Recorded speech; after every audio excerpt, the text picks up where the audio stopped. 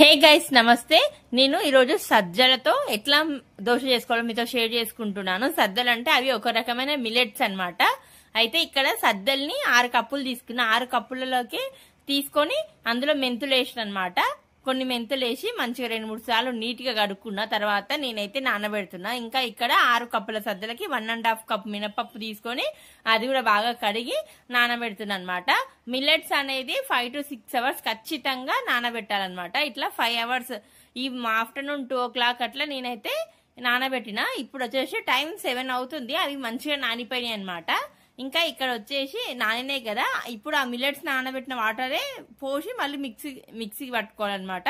ఇక్కడైతే ఫస్ట్ నేనైతే సద్దలు, ఈ సద్ద రొట్టెలు కూడా చేసుకోవచ్చు, కానీ పిల్లలు మనము ఆ సద్ద రొట్టెలు తినాలంటే చేసుకోవడం పెద్ద ప్రాసెస్ కదా. దోశ అయితే మార్నింగ్ బ్రేక్ఫాస్ట్ లోకి ఈజీగా తినొచ్చు.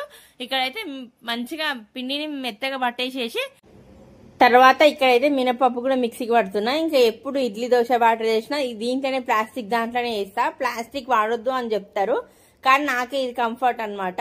అది ఇంట్లో ఉంది కాబట్టి దాంట్లోనే అయితే సరిపోతుంది. తర్వాత అయితే మినపప్పు మంచిగా మిక్సీకి చేసుకుంటున్నా. ఈ మిల్లెట్స్ కొర్రలు, అరికెలు, ఇంకా సద్దలు ఇట్లాంటివన్నీ మిల్లెట్స్ తింటే ఎక్కువ ఆకలి కాదు, ఇంకానేమో షుగర్ లెవెల్స్ అన్నిటిని తగ్గిస్తుంది. అందుకని నేనైతే నాకు షుగర్ బార్డర్ లెవెల్లో ఉంది కాబట్టి ఇంకా మార్నింగ్ ఒక్కొక్కసారి నైట్ జొన్న రొట్టె తేవడానికి నేనైతే చేసుకోలేను. బయట నుంచి మా హస్బెండ్ తేలేకపోయినా ఈ దోశలు అయితే పోసుకోవచ్చు అని నేనైతే ఇది ప్రిపేర్ చేసుకుంటున్నా. ప్రతిసారి ఇట్లాగే ఎక్కువ ఇవే చేస్తాం మిల్లెట్స్ తోనే. తర్వాత ఇక్కడ వచ్చేసి కొందరు ఫర్మెంట్ చేయకుండా ఫ్రిడ్జ్ లో పెడతారు. నేనైతే బయటనే పెట్టి 6 అవర్స్ తర్వాత ఫర్మెంట్ అయిన తర్వాత దీంట్లో వాటర్ పోసి కలుపుతున్నాను అనమాట.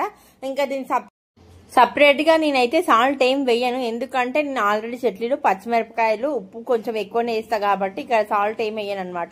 ఇంకా దోశలు అయితే వేసేసుకుంటున్నా. ఇంకా ఫస్ట్ దోశ మా పప్పికి వేయాలనుకున్నా, కానీ మా పప్పి వద్దని చెప్పింది అనమాట. అందుకని ఇక్కడైతే ఫస్ట్ దోశ వేస్తున్నా. ఎప్పుడు ఫస్ట్ దోశ వేస్తున్నా కూడా అది సరిగ్గా రాదు కదా ఎక్కడైనా. ఇట్లా పెంక కూడా ఎక్కువ వేడిగా అయ్యింది, అందుకే అది సరిగ్గా రాలేదనమాట. తర్వాత సెకండ్ దోశ అయితే వేస్తున్నా. సెకండ్ దోశ ఇంకా స్లోగా మెల్లగా మంచిగా వేస్తున్నా అనమాట. దోశలు అయితే మంచి టేస్టీగా వచ్చినాయి.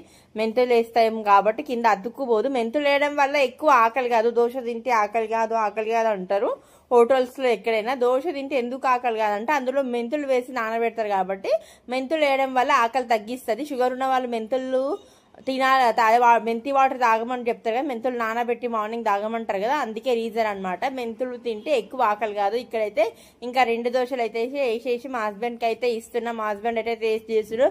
చాలా సార్లు ఇట్లా నేను మిల్లెట్స్ దోశలు చేస్తా. ఇంకా మా హస్బెండ్ ఇంకా